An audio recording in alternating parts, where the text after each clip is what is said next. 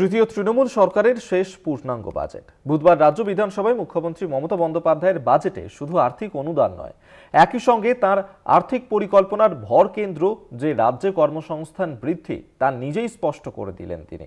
বাজেটের পর সাংবাদিক সম্মেলনে আত্মপ্রত্যয়ী মুখ্যমন্ত্রী বুঝিয়ে দিলেন, আগামী বছরের ভোট নয়, রাজ্যের দীর্ঘমেয়াদী উন্নয়নই তাঁর প্রধান লক্ষ্য।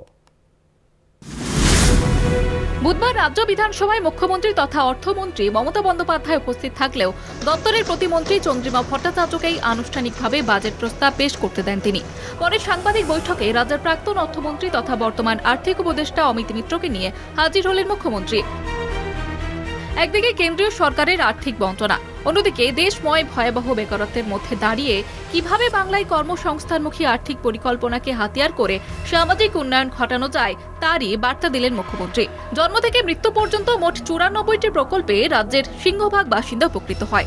কেন্দ্র সহ বিভিন্ন রাজ্যেও বাংলার দেখাদেখি নারীর আর্থিক ক্ষমতায়নে প্রকল্প ঘোষণা করেছে। এদিন মমতা বলেন, সর্বত্র আর্থিক সহযোগিতায় নানা শর্ত আরোপ করা হয়, বাংলা একমাত্র ব্যতিক্রম।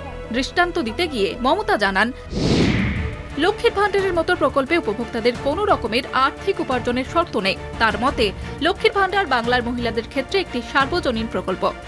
কেন্দ্রের আর্থিক বঞ্চনার কারণে আর্থিক টানাটানি সত্ত্বেও সরকারি কর্মচারীদের 4% মহার্ঘ ভাতা ঘোষণা করেছেন।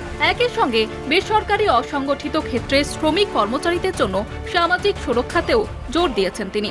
কৃষির পাশাপাশি রাজ্যের শিল্পায়নেও নতুন মডেল নির্মাণ করেছেন। একদিকে যেমন 6টি বাণিজ্যিক করিডোরের জন্য ল্যান্ড ব্যাংক সহ পরিকাঠামোয় অগ্রাধিকার দিয়েছেন, তেমনি জমিদাতাদের ক্ষতিপূরণে আর্থিক সহায়তার পাশাপাশি চাকরির ব্যবস্থার সংস্থানেও বরাদ্দ রেখেছেন মুখ্যমন্ত্রী। রাজ্যকে শুধুমাত্র আর্থিক বঞ্চনা নয়, রাজনৈতিক চক্রান্তের মোকাবিলা করতে হয়। এদিন বাজেট বিশ্লেষণের পর ভোটার তালিকা কারচুপি করে বাংলা দখলের প্রসঙ্গ তুলে নির্বাচন কমিশনকে হুঁশিয়ারি দিয়েছেন মুখ্যমন্ত্রী। দিল্লি থেকে মহারাষ্ট্রের বিধানসভা ভোট নিয়েও যে কারচুপির প্রশ্ন উঠেছে তাও এদিন উস্কে দিয়ে পরোক্ষে কেন্দ্রের শাসককে বিঁধেছেন তিনি। বিজেপি 40 লাখ ভোট পারল কি করে মহারাষ্ট্রে, আর দিল্লিতেই বা আপনারা কি করেছিলেন? একদিন না একদিন তো বেরোবে। শুনুন, অঙ্কটাকেও দেরিতে কষে, অঙ্কটাকেও আগে কষে। অঙ্কটা কষতে জানতে হয়। আমরা অঙ্ক কষে দেখে নিয়েছি।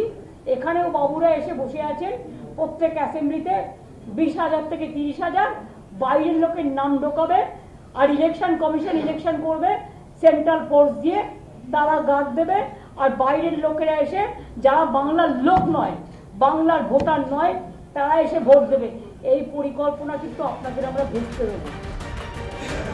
আগামী বছরের বিধানসভা ভোটের আগে পূর্ণাঙ্গ বাজেট, তাই প্রত্যাশিত কারণেই ভোটার তালিকা নিয়ে নিজের কঠোর অবস্থানও এদিন স্পষ্ট করে দিলেন মুখ্যমন্ত্রী। কলকাতা টিভি।